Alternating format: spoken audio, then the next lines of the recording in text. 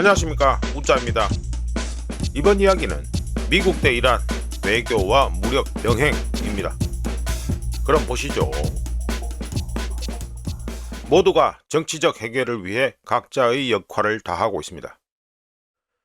2026년 2월 현재 워싱턴과 테헤란은 마치 열차가 달리는 궤도처럼 외교와 군사력이라는 두 궤적을 동시에 걷고 있으며 실제로 양측은 서로 다른 목표를 추구하고 있습니다. 워싱턴은 테헤란의 핵무기 보유를 저지하려고 하고 있고, 이란은 경제 제재 해제를 원합니다.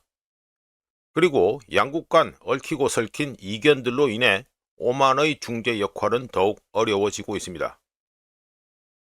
2026년 2월 17일 제네바에서 열린 2차 미-이란 회담에서 양측이 기본 틀에 합의하면서 약 2주 후 보다 구체적인 문제로 넘어갈 수 있는 길을 열었습니다.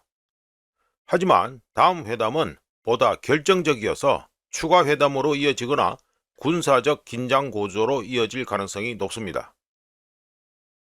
미국과 이란 양측의 발언에서는 약속이라도 한 듯이 외교와 억지력이 동시에 강조되었는데요.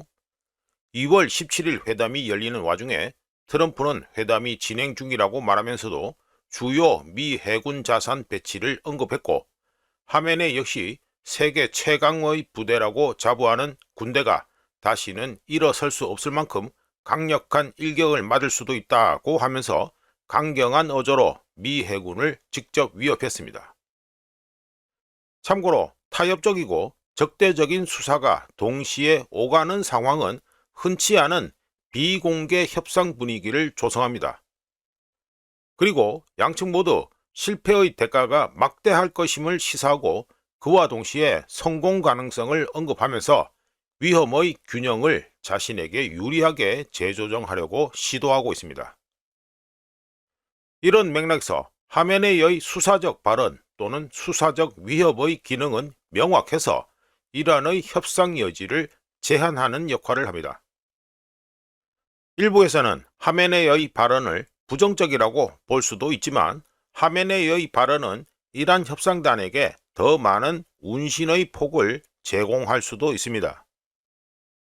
역사에 관심 있는 사람은 알고 있듯이 이란 정권은 벼랑 끝 전술을 선호하는데요.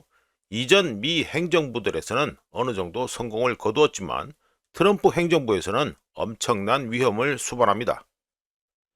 하메네이가 천명한 태도를 통해 이란은 미국의 농축 제로 요구를 거부하고 국제원자력기구 IAEA가 승인한 수준의 우라늄 농축을 유지할 권리를 주장할 수 있기를 희망합니다. 반대로 이란이 제시할 수 있는 다른 양보들은 단계적인 기술적 패키지에 포함되어 있는데요. 여기에는 희석 또는 전환을 통한 고농축 우라늄 비축량 감축, 국제 감독을 통한 감시 체계, 검사 및 검증 조치 확대가 있으며, 이란의 양보에 상응하는 제재 완화 일정 수립이 포함됩니다. 하메네이가 오래되었지만 효과가 입증된 방식을 또 사용하는 가운데 미국과 이란 사이에는 여전히 큰 간극이 존재합니다. 벤스 미 부통령은 월스트리트 저널과의 인터뷰에서 이란이 우라늄 농축 관련 핵심 요구 사항에 아직 응답하지 않았으며 간극을 좁힐 제안을 제출할 시간이 얼마 남지 않았다고 경고했으며, 마코 루비오 국무장관 역시 아무도 이란과 성공적인 협상을 해본 적이 없지만 우리는 시도할 것이라고 하면서 이번 도전이 얼마나 어려운지 인식하고 있다는 걸 보여줬습니다. 참고로 루비오의 발언은 미 행정부가 이란 제재를 점진적으로 완화하는 조건으로 이란 핵 프로그램에 대한 제한과 감시를 허용하는 잠정 합의를 체결할 가능성이 있다는 걸 시사하는데요. 이는 다른 문제들은 나중으로 미루되 이란에게 까르트 블랑슈, 즉 무언가를 자유롭게 할 수 있는 완전한 권리 또는 자유를 주지 않겠다는 걸 의미합니다. 양측의 입장 차이를 좁히기 위해 고생하고 있는 오만 얘기를 조금 해보면, 오만 외교부는 바드르 알 부사이디 외교장관의 말을 인용해 최종 합의를 위한 몇 가지 기본 원칙을 정립하기 위해 진지한 노력을 기울이고 있다라는 성명을 발표했습니다. 또한 바드르 알 부사이디는 아직 해야 할 일이 많으며 다음 회담 전까지 양측은 명확한 다음 단계를 설명해야 한다라고 덧붙였는데요. 아랍어 버전 성명에서는 해당 원칙들이 완전한 정치적 합의를 의미하는 것이 아니라 검증 가능한 기술적 공식화로 나아가는 가교 역할을 한다는 점이 분명하게 드러납니다. 한편 미국과 이란 협상이 중동 지역에 미치는 영향은 미묘한 균형 상태에 놓여 있습니다. 명확한 기술적 단계를 통해 다음 협상이 성공할 경우 페르시아만 또는 걸프 지역의 위험을 줄이고 해상 무역에 대한 위협을 억제하여 긴장 완화를 향한 진전을 가능하게 할 것입니다.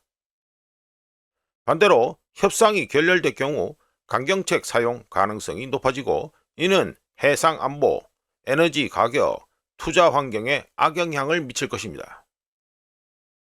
관련해서 일부 언론에서 2월 17일 협상에 대해 미미한 진전에 그쳤을 뿐 획기적인 성과는 없다고 평가했는데 세부 사항에 대한 합의를 통해 거래, 딜이 이루어진다는 점을 고려하면 그런 평가는 타당해 보입니다. 마무리해보면 다음 협상은 보다 구체적인 시험대가 될 것으로 보입니다. 테헤란에서 워싱턴이 검증 가능하다고 판단할 수 있는 기술적 제한, 특정하면 고농축 우라늄 비축을 규제하고 검증을 확대하자는 제안을 내놓을 경우 단계적인 제재 완화와 결합한 패키지는 합의 가능성을 더 높일 것입니다. 반대로 워싱턴이 농축 제로를 요구하고 제재 해제 메커니즘이 모호하게 남아있거나 또는 군사적 위협이 중재자들의 노력을 저해한다면 합의 가능성은 낮아질 것입니다. 어쩌든지 협상은 함대의 위협 속에서 진행되며 이는 의도적인 것입니다. 이상 미국 대 이란 외교와 무력 병행 이야기였습니다. 구독, 좋아요, 그리고 회원가입 감사합니다. 다른 이야기로 또 찾아뵙겠습니다.